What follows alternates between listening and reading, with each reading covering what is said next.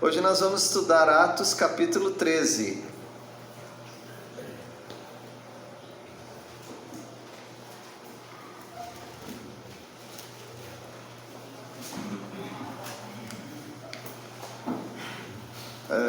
Na verdade, a gente vai dar uma passadinha pelo capítulo 12, a partir do versículo 20.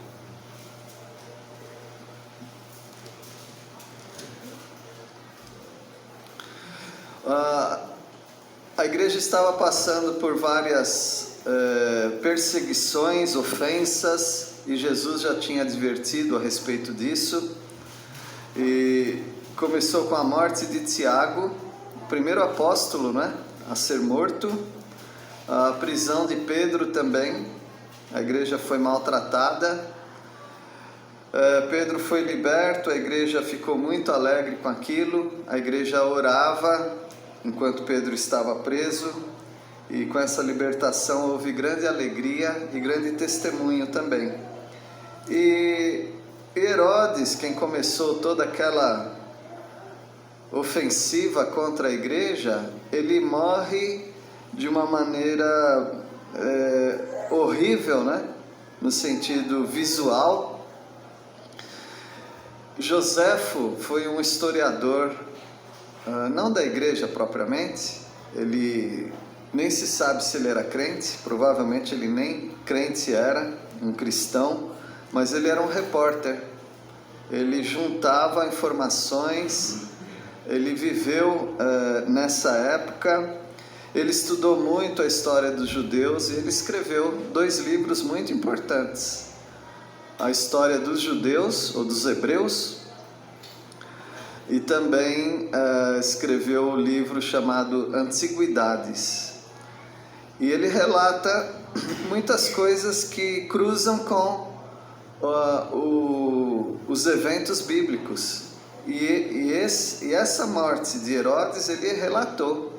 Vocês podem pesquisar aí uma hora na internet o que Joséfo fala da morte de Herodes. Então o relato dele é muito parecido, tem até mais detalhes do que a Bíblia, só que a gente não precisa acreditar em todos os relatos extra-bíblicos, né? Mas ele mostra como esse homem foi arrogante. E a palavra de Deus deixa muito claro que Deus exalta os humildes, mas abate os arrogantes. E Herodes foi um exemplo de pessoa arrogante que foi abatida gravemente pelo Senhor. Então vamos ler no versículo 20. Herodes era cruel com todas as pessoas, né? Alguém pode ler versículo 20? É Atos 12, tá? E ele estava irritado com os de Tiro e Sidom, mas esses, indo de comum acordo com ele, obteve a amizade de Nessa, que era camarista do rei. Pediam paz, porquanto o seu país se abastecia do país do rei. Tudo é política, né? Herodes era o rei da Judéia, na verdade. Ele era rei dos judeus, mas era um rei falso, porque Israel nunca mais teve rei. Era um rei imposto pelo governo de Roma. Roma nomeou esse alto funcionário como o rei dos judeus. Querendo ou não querendo, ele é o rei de vocês. E ele sempre trabalhava na base do toma lá e dá cá, né? Ele demonstrava algum favor para os judeus para conseguir a simpatia deles, a fim de que tudo ficasse na mais perfeita ordem, sem tumulto, sem rebelião. Com isso ele ganhava pontos com César, o imperador de Roma. Se alguma coisa ali saísse dos eixos, então ele perdia pontos, né? Ele poderia ser até destronado dessa realeza com os judeus. Então ele procurava fazer ali o meio de campo, né? Sempre tentando apaziguar as coisas, mas também fazendo uma média com os povos. E os vizinhos de Israel, ao norte, era Tiro e Sidom, bem conhecido daqueles que são leitores da Bíblia, do Antigo Testamento, Tiro e Sidom. Dali que vem a Jezabel, né? Ela era uma mulher muito idólatra, uma mulher perversa, assim como os habitantes de Tiro e Sidom, pessoas idólatras, muita perversidade. E aconteceu que Herodes não estava nas graças de Tiro e Sidom, eles estavam brigados um com o outro. Só que eles precisavam de Herodes para trigo, porque eles compravam trigo do Egito, eles compravam trigo de Israel também, eles precisavam de trigo. E por causa disso eles tentavam fazer uma média também. Então Herodes querendo agradar os judeus, esses estrangeiros querendo agradar Herodes, porque é bom para os negócios, né? Para que os negócios de importação, exportação de cereais não fosse prejudicado. Então a terra se abastecia do país do rei, ou seja, de Israel. Bom, e nessa eles conseguiram um intermediário, que era o Blasto, o camarista do rei. E com isso então eles conseguiam manter aquela falsa amizade, mas uma amizade importante para que os negócios não fossem por água abaixo. Mas Herodes era cruel com todo mundo. Ninguém gostava de Herodes, porque ele era um homem muito cruel. Olha, eu dou um conselho para vocês: nunca confie em alguém que mata o pai e a mãe. Se uma pessoa consegue fazer isso, então esquece, não tem amizade com essa pessoa, porque ela não é de confiança mesmo. E Herodes, o Agripa I, neto daquele Herodes também, que matou criancinha, talvez seria um bom conselho também: não confie em gente que mata criancinha, né? Então essas pessoas, elas não tinham o mínimo temor a Deus. E o pior é que você tem que fazer amizade com essas pessoas, aquela amizade de fachada, por causa de algumas necessidades. Isso se chama política. E o versículo 21, Herodes era endeusado pelas pessoas. Mentira, ninguém gostava dele, mas o tratava como Deus. E assim é o mundo é assim, ninguém gosta de ninguém, mas todo mundo faz aquela média, né? Ninguém precisa confiar em político, mas ainda tem gente que confia em político. Ah, mas a Bíblia não diz para orar pelas autoridades? Sim, a Bíblia diz: vamos continuar orando para que eles não causem problema para nós. Deixa eles se endeusarem, deixa eles se enfeitarem, deixa eles abrirem as penas como um pavão, enganando pessoas, mas nós não, irmãos. Você sabe que depois da pandemia, as famílias se dividiram, as igrejas se dividiram por causa do pavão, por causa dos políticos, e nós perdemos aquilo que é mais precioso para nós, que é a comunhão uns com os outros, por causa de homens que se endeusam, e nós ajoelhamos diante deles. Você precisa de Herodes, mas você não pode adorar Herodes. Versículo 21, ele é endeusado. Alguém pode ler? Em dia designado, Herodes, vestido de traje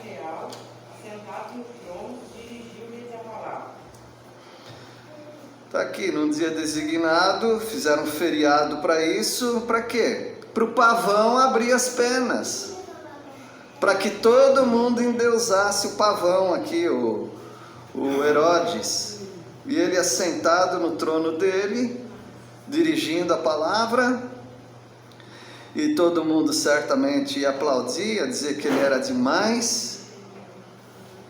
E no versículo 22, você pode ler o que o povo falava a respeito dele, mesmo que o povo não gostasse dele, tá? Um é falso de um lado, outro é falso do outro, e assim funciona a política. Versículo 22. E o povo clamava: é voz de Deus e não de homem. Ele gostava, os outros estavam gostando que ele estava gostando, e assim ele não ia embargar nada, ele não ia impedir que o pessoal de Tiro entrasse em Israel, que o pessoal de Israel fosse para Tiro. Ele ia permitir que continuasse a fazer negociação do trigo. É assim, o povo estava contente assim, e ele estava no estilo me engana que eu gosto, né? Mas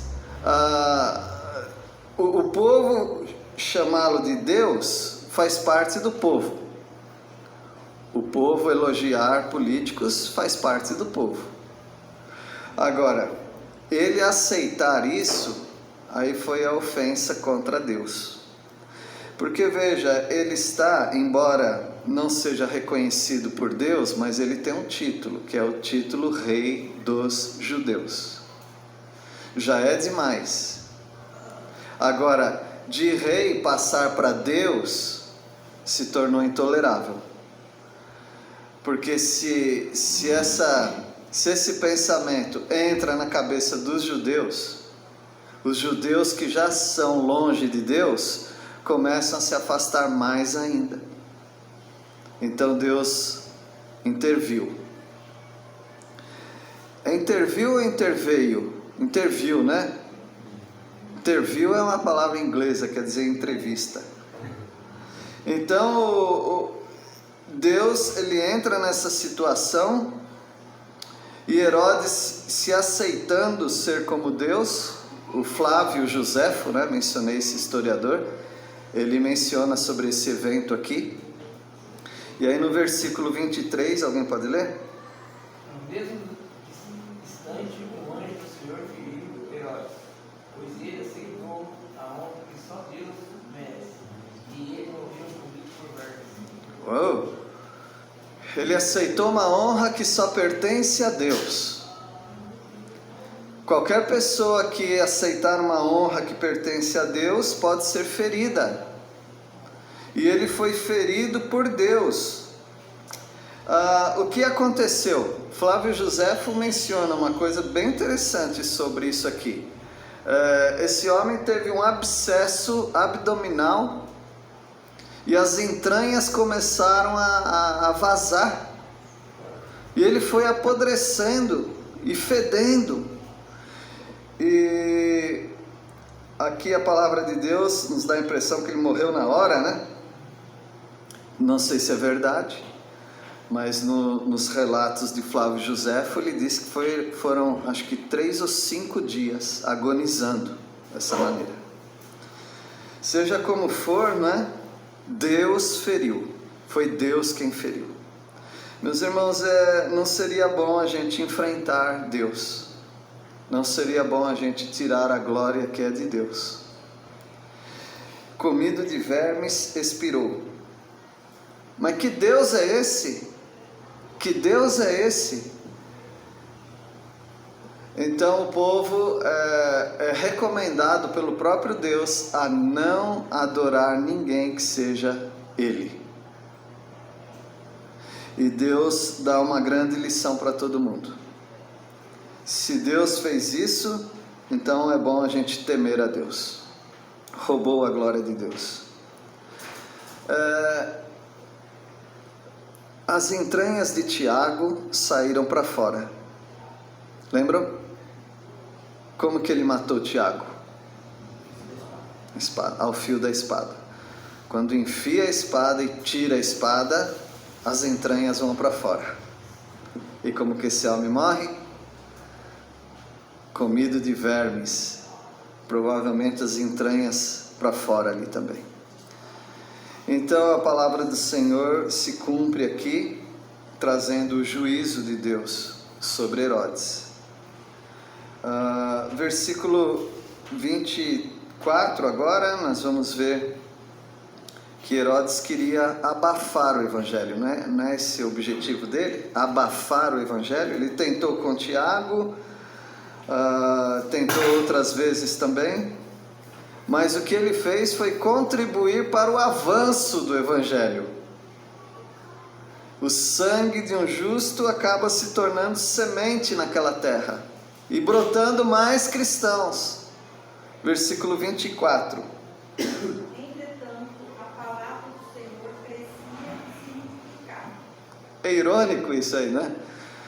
Alguém que mata o líder, um dos líderes, para que o evangelho seja abafado, ele consegue um resultado contrário.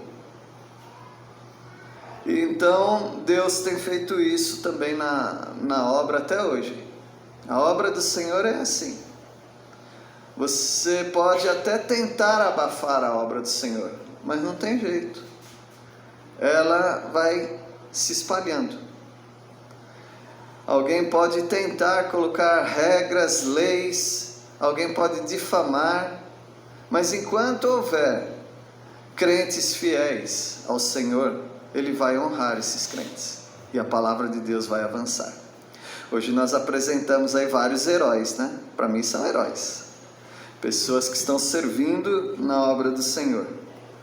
É a obra do Senhor sempre avançando, não importa o tamanho da igreja, Deus sempre vai levantar pessoas fiéis e a palavra de Deus vai progredindo e avançando.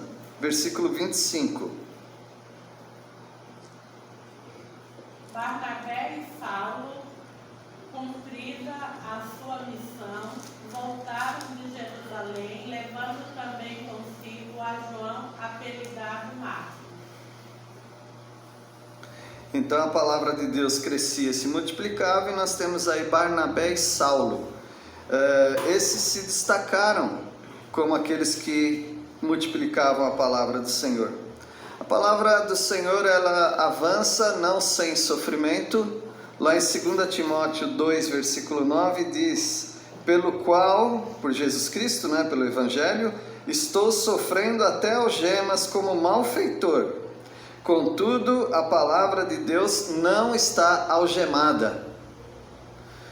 Então, você pode algemar um crente, confinar um crente, mas a palavra de Deus não fica confinada, presa, algemada. A palavra de Deus avança. E é assim que aconteceu em Atos dos Apóstolos, e é assim que tem acontecido hoje também, por toda a humanidade. Então, meus irmãos, nós aprendemos no capítulo 12 que Deus faz como Ele quiser. Por exemplo, Ele permitiu que Tiago fosse morto, mas Ele libertou Pedro. Não tem uma matemática, não tem uma lógica, simplesmente é Deus quem faz como Ele quiser. Nós aprendemos no capítulo 12 também que a regra continua. Se você se exaltar, for arrogante, orgulhoso, Deus vai te abater. E se você for humilde, Deus vai te exaltar. E uma coisa bem importante que aprendemos também no capítulo 12 é que oração necessariamente significa confiança. Você pode orar sem ter fé, você pode orar sem confiar. A igreja orava pela libertação de Pedro. Quando Pedro foi libertado, a igreja não acreditou. Então isso acontece também. Mas Deus conhece nossas fraquezas. E com isso então a gente termina aqui o capítulo 12. Vamos estudar o capítulo 13, alguns versículos. Vamos estudar em duas partes, capítulo 13 e capítulo 14, parte 1, parte 2. Nós vamos estudar a abertura do campo missionário. O campo missionário às vezes está fechado em alguns lugares e às vezes ele se escancara. No seu evangelismo é assim, às vezes está meio travado, né? Mas às vezes se escancara. Tem pessoas que você vai visitar, vai falar e a pessoa é indiferente. Algumas pessoas rejeitam. Outras pessoas, como eu já contei várias vezes aqui na minha juventude, como crente em Jesus Cristo, no início, ele me presenteou. Veio alguém de um outro bairro procurando vizinho por vizinho, falaram que tinha uma família de crente. Antigamente, família de crente era igual palito de sorvete premiado. Os velhos sabem o que é isso, né? É muito raro. Mas aí encontrou lá a minha família e o rapaz falou: eu vim aqui para aceitar Jesus. Ele falou: vim para aceitar Jesus. Eu falei: mas que coisa esquisita, né? Nunca ouço isso. Entra aí. Entrou e aí eu comecei a explicar. Não precisava explicar muito, ele já aceitou a mensagem. E saiu dali crente em Cristo Jesus. Depois eu encontrei, era um cobrador de ônibus, só os velhos sabem o que é isso também. Aí foi uma coincidência, sabe? Entrei no ônibus, encontrei o rapaz, falei: e aí? Ele falou: eu encontrei uma igreja, estou frequentando a igreja, está tudo bem. Às vezes as pessoas vêm até nós para se converter. Outras vezes a gente vai tentando forçar as portas e a pessoa não aceita, não entende. Mas a abertura do campo missionário, ela está aí, mesmo que você não veja. Você precisa confiar que Deus quer usar a sua vida na vida de outras pessoas. Mas eu sou muito tímido. Então pede-se: Senhor, eu sou tão tímido, faz alguém vir até mim para aceitar Jesus. Quem sabe Deus pode fazer isso. Aí a pessoa vem até você, aí não tem desculpa, né, gente? Aí você tem que fazer o gol. Tá só você e o gol, só chutar para dentro. Então nós vamos confiar que o Senhor tem campo missionário aberto, amém? Amém. Deus tem um campo missionário aberto para você. E nós vamos começar vendo Saulo e Barnabé indo para Chipre, é uma ilha, tá? Ao lado de Israel. Então eles vão para Chipre. Mas nós vamos ver um pouquinho também da onde eles saíram, como era a igreja deles, para ver se a nossa chega perto, e como eram os dois como obreiros, para ver se a gente chega perto também da obediência deles. Vamos ver o capítulo 13? O capítulo 13 é conhecido como o Pentecoste dos gentios. Porque o Pentecoste foi no capítulo 2 de Atos, quando o Espírito Santo desce até os judeus. Agora, no capítulo 13, o Espírito Santo tem uma grande obra entre os gentios. Ele faz uma grande obra entre os gentios que não iniciaram a igreja. Foram os judeus que iniciaram a igreja. Mas aí começa a se converter a rodo, né? Os gentios vão se convertendo. Campo missionário escancarado, aberto. Vamos ver o versículo 1 sobre a igreja. Uma igreja abençoada com bons líderes. Versículo 1, alguém pode ler? Havia na igreja de Antioquia profetas e mestres: Barnabé, Simeão, o sobrenome Níger, Lúcio de Cirene, Manaém, Colás de Herodes, o tetrarca e Saulo. Que timaço, hein? Tem muita capacidade aqui nessa igreja. Uma igreja que não é a igreja no meio dos judeus. Porque a igreja no meio dos judeus era na Judéia. cujo presidente era o Tiago, o outro Tiago, né?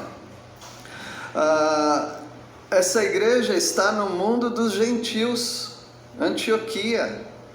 Antioquia é na Síria, no Líbano, é fora de Israel. E agora essa igreja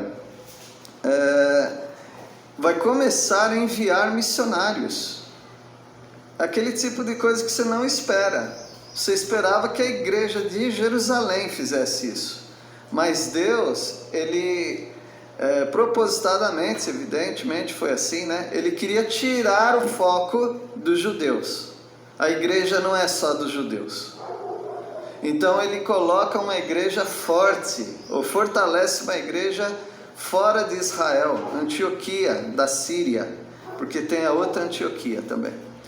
E ali tinha profetas, porque no começo precisava ter profetas, né?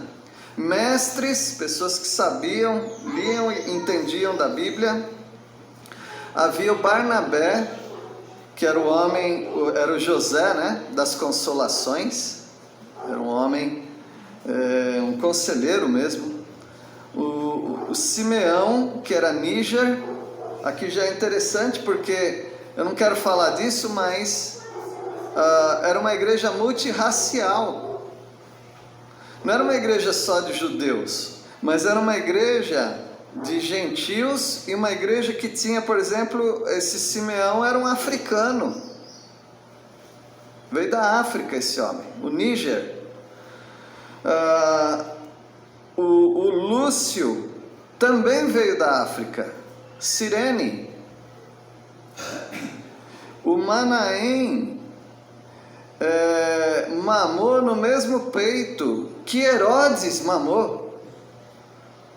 Colasso quer dizer isso, sabia? Então, a minha mãe, eu tenho um irmão Colasso, ou seja, nasceu um vizinho lá e a mãe não tinha leite, eu não sei o que aconteceu lá, não tinha leite, então minha mãe, eu tinha nascido, eu estava amamentando, né? Mamando nela, aí ela também amamentou essa outra criança. Então eu sou irmão de leite, Colasso é irmão de leite. Agora veja a ironia, né? Esse homem crente em Cristo Jesus é irmão de quem? De Herodes. Então veja como que Deus faz, né? Então nós temos aqui pessoas tão importantes, né? Na igreja, pessoas capacitadas.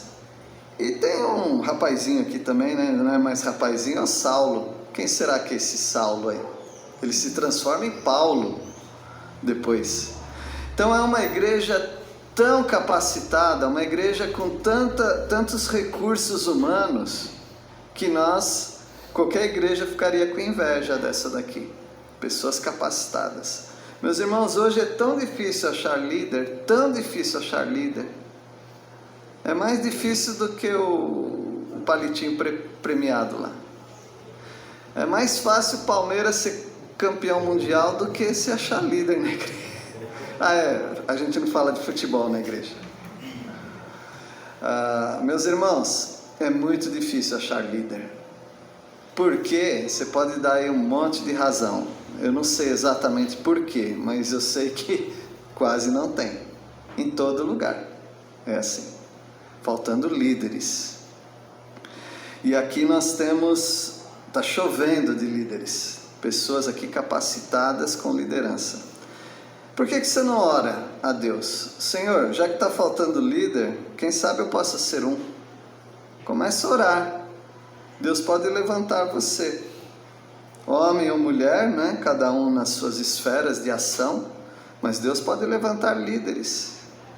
Entre as mulheres faltam líderes também. Tem um monte de feminista, mas não tem líder. É diferente. E tem homens feministas também. Homem feminista que apoia que as mulheres tenham a autoridade e a liderança. E vai indo tudo errado na sociedade. Vai faltando líder nas famílias, faltando líder nas escolas, na igreja. Cada um tem a sua particularidade, né? Mas faltando líder em todo lugar. E aí o que sobram? Os falsos líderes, né? Aqueles que querem de toda maneira serem líderes, mas não são. Aí eles se tornam déspotas, pessoas opressoras dos outros, né? Querem a mente dos outros, como aquele rei, né, que ele ganhava o coração das pessoas para enganar as pessoas. Mas está aqui, um time de líderes, uma igreja abençoada com bons líderes. Versículo 2 agora, é uma igreja que abençoa o mundo e que não fica retendo esses líderes para si. Essa é uma outra coisa importante. Se você tem coisa boa e muita coisa boa no seu meio, por que você não distribui um pouco? E aqui eles vão distribuir um pouco desse timaço aqui, né? Versículo 2. Servindo eles ao Senhor, e jejuando, e disse o Espírito Santo: Apartai-me a Barnabé e a Saulo para a obra a que tenho chamado. O que eles faziam? Serviam ao Senhor. Talvez tenha pessoas que querem se levantar como líder, mas nunca servem ao Senhor. Eu quero servir ao Senhor, quero ser um obreiro, quero ser alguma coisa assim, na obra de Deus. Aí a gente pergunta: o que você faz na igreja, na sua igreja? O que você faz? No momento não estou fazendo nada não. Então fica lá mais uns 2 anos para fazer alguma coisa. Líder não se apresenta, líder é reconhecido. As pessoas falam: esse é um líder, essa aqui é uma líder. Não, ele não se apresenta para ser líder, mas ele é apresentado pelo Senhor. A igreja servia ao Senhor, a igreja orava, jejuava, e o Espírito Santo mesmo, o próprio Deus, né? Ele mandou separar. E ele manda separar Barnabé e Saulo para a obra que Deus tem chamado. Então, pessoas trabalhadoras, servos de Deus muito valorosos, pessoas que fariam falta na igreja local. Então, quem são os verdadeiros obreiros? São aqueles que fazem falta na sua igreja local. Você faz falta nessa igreja? Você faria falta nessa igreja? Porque se você não fizesse falta nenhuma nessa igreja, você não tem a mínima condição de ser um líder ou um servo de Deus para servir numa outra obra maior. Então é muito importante que você busque ao Senhor. Eu não estou falando para você se valorizar, porque você já está se valorizando demais. Uma pessoa que não faz falta na igreja, ela está se valorizando demais. Eu não tenho nenhum valor na igreja. Eu acho que você tem demais, é por isso que você não é usado por Deus. Uma pessoa que é usada por Deus, ela não se valoriza, ela se entrega.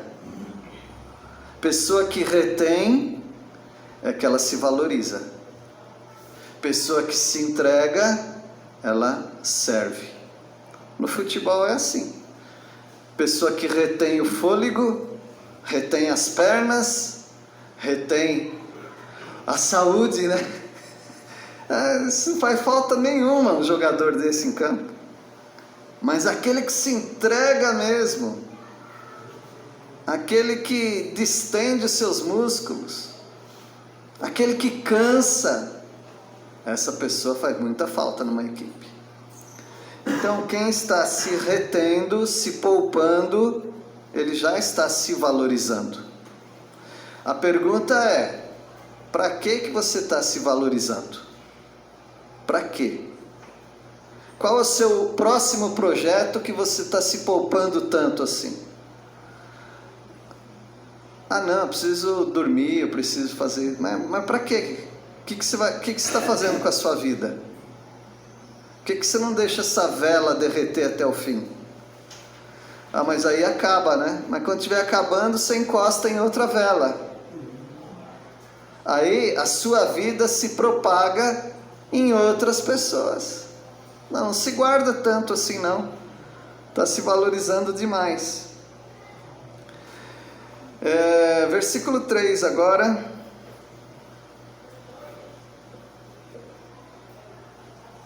Então, jejuando e orando, impondo sobre eles as mãos, os despediram.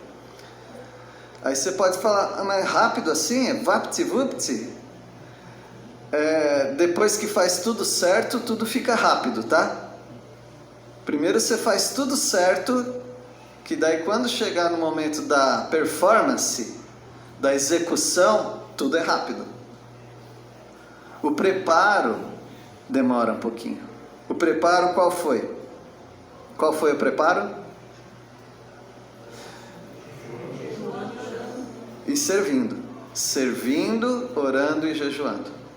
Ou seja, eles se dedicaram muito preparando essas pessoas, até que o Espírito Santo, quando ele fala, separe-me esse, então aí é só colocar as mãos sobre eles, dizendo, nós apoiamos, nós concordamos, você vai ser vocês serão os obreiros da nossa igreja, os nossos evangelistas, nós vamos despedir vocês.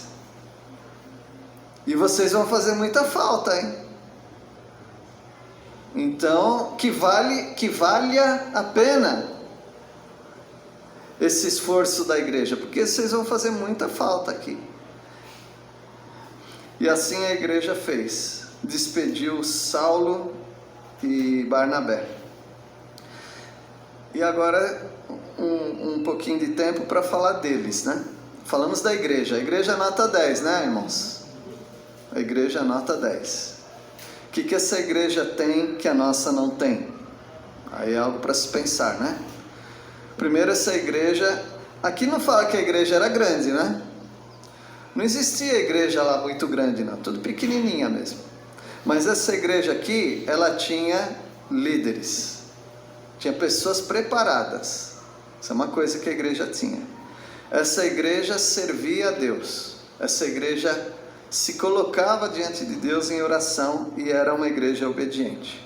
E era uma igreja que não retinha. Tem igreja que é muito egoísta, né? Retém tudo para si. Aqui não, aqui a gente fala, levantou, vai embora.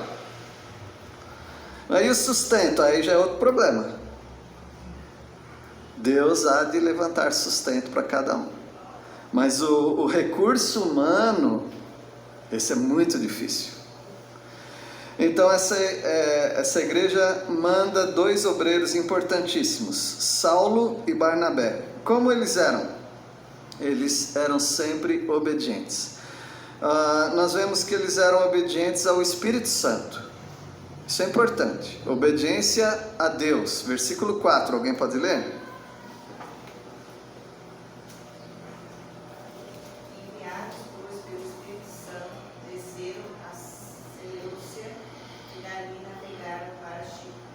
Tem um estudo de mapas que você vai vendo, vai recortando assim um mapa, vai pontilhando. Aí você pode fazer isso. Hoje o recurso é muito grande para fazer isso, tá? Quem precisar de um mapa das viagens missionárias, fala comigo que eu imprimo para você, colorido até, se você quiser. Só falar comigo, tá? Então eles são enviados pelo Espírito Santo, obedientes ao Espírito Santo. Essa é uma qualidade dos obreiros, ser obedientes ao Espírito Santo. Agora tem igreja que quer impor demais sobre os obreiros. Tem igreja que fala, olha, se você sair desse trabalho aí, a gente não te apoia mais. Não, a igreja não pode ser assim. Os obreiros não são da igreja. Os obreiros são de Deus. A igreja é só um instrumento para apoiar esses obreiros. Eles vão para onde Deus quiser que eles vão. Versículo 5, eles são obedientes às prioridades. Uma coisa importante. Ser obediente às prioridades. Qual era a prioridade? Vocês vão descobrir no versículo 5. Alguém pode ler? Chegada a Samaria, anunciava a palavra de Deus nas sinagogas judaicas.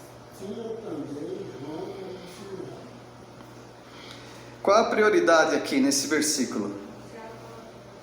Anunciar a palavra de Deus só? Ah, sim, aos judeus. Essa é a prioridade. Vocês vão pregar. A gente vai pregar para quem? Para qualquer um? Não. Não. Para os judeus primeiro. Depois, quem sabe se isso daí muda. Quem sabe essa prioridade muda. Mas lá no início da igreja, primeiro para os judeus.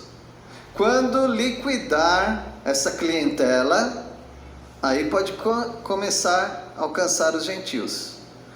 Ou, se de repente você vai pregar e eles dão chute em você, ou não querem mesmo, aí você procura quem tiver naquela cidade. Mas em primeiro lugar você procura aquela cidade.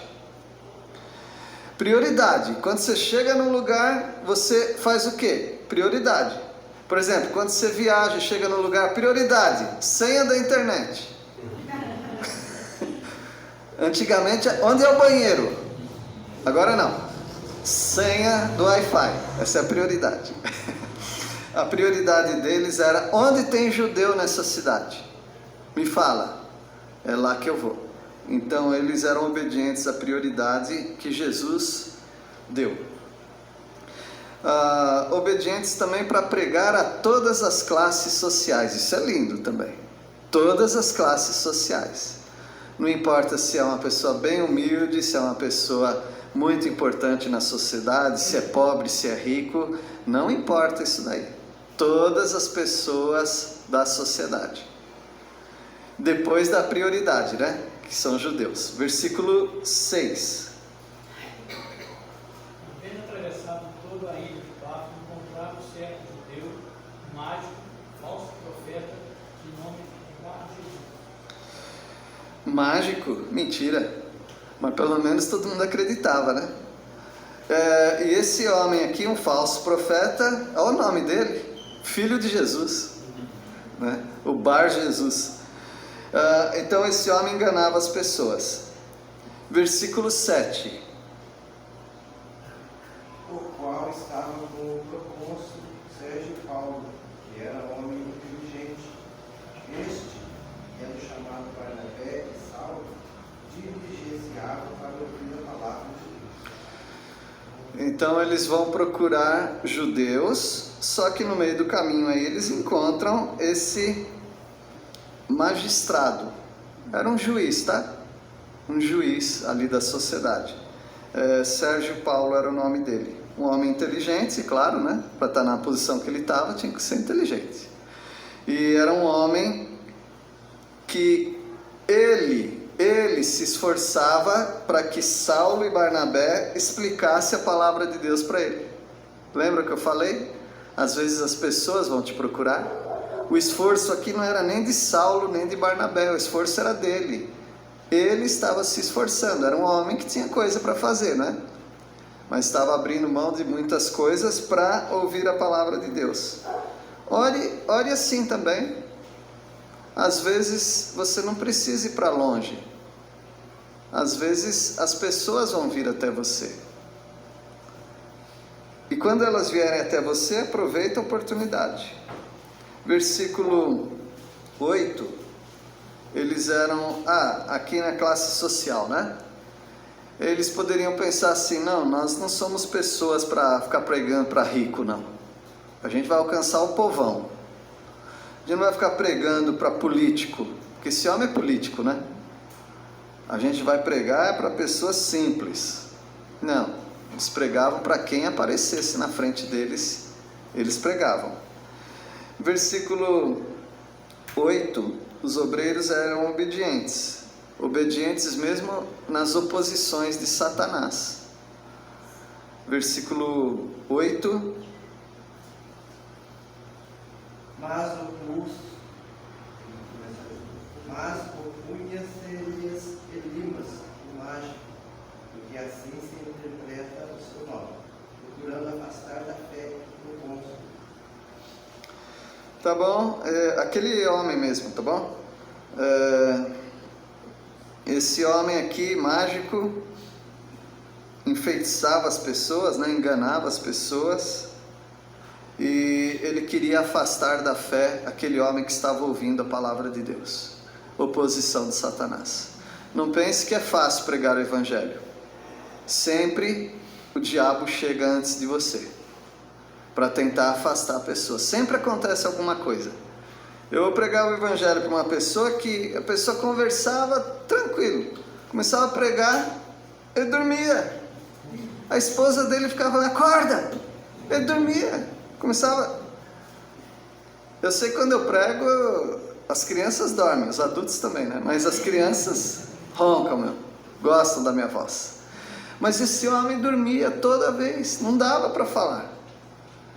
Aí o que você pensa? Se ele conversa normalmente e na hora da palavra dorme, você começa a desconfiar. O inimigo está ali, você tem que orar para que o inimigo não coloque aquele sono nele naquela hora, ele nem está precisando dormir. Então Satanás procurava afastar esse juiz aqui da pregação da palavra. Versículo 9. Deixa eu dar uma eliminada aqui nos versículos. 9. Todavia Saulo, também chamado Paulo, cheio do Espírito Santo, fixando nele os olhos, disse: Olha, cheio do Espírito Santo, não cheio de coragem, tá? Diferente. Então aí o que ele faz olhando para esse homem? Ele viu que esse homem estava sendo usado pelo diabo. Então, versículo 10. Pode ler com bastante. Ó filho do diabo, cheio de todo engano e de toda malícia, inimigo de toda justiça, não cessarás de perverter os retos caminhos do Senhor? Em vez de falar, você está me atrapalhando. Não, já fala, você é um filho do diabo. Você está querendo atrapalhar a pregação da palavra. Versículo 11, a gente vai terminar ali no 13, tá? Pois agora, eis aí, está sobre ti a mão do Senhor, e ficarás cego, não vendo o sol por algum tempo.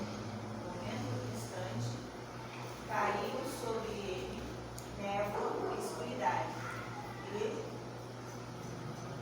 andando à roda, procurava quem enviava a ele a mão. Ó, mágico ficou cego, né? Então, era um homem que estava atrapalhando na pregação do evangelho. Todo aquele que se levantar para pregar o evangelho, o inimigo vai trazer algumas complicações para você. Mas não desanime, fica firme, porque há maneira também de você pedir para as pessoas orarem, você orar. Eu me lembro que eu fui com um irmão, o irmão Daniel Templeton, quando tinha uma cadeia aqui em Jacutinga. Nós pregávamos na cadeia. Fomos lá, enquanto ele estava pregando, o homem ficava, aleluia, glória a Deus, aleluia, glória a Deus, aleluia, glória a Deus. Tá bom, aleluia, glória a Deus, nós apoiamos isso. Só que estava atrapalhando, não conseguia pregar. Aí o seu Daniel falou, fica orando aí, por favor. Aí eu fiquei orando para que ele parasse de dar glória a Deus. Versículo 12. Os obreiros obedientes colhem frutos, tá? Do seu bom testemunho. Já estou terminando, Rafa. Só falta esse outro versículo. 12. Então o procônsul, vendo o que sucedera, creu, maravilhado com a doutrina do Senhor. Glória a Deus, né? Agora é a hora de falar glória a Deus. Ele se converteu e ele ficou maravilhado com o ensino da palavra de Deus. Você vai ter essas experiências, mas precisa se colocar em obediência ao Senhor. E por último, obreiros obedientes também dão para trás. Infelizmente isso acontece. Vocês lembram que ele se juntou a eles o João Marcos, né? Aqui fala só João, mas é o João Marcos. Ele se aproximou de Saulo e Barnabé e também estava junto na obra. Só que a obra sofreu baixa.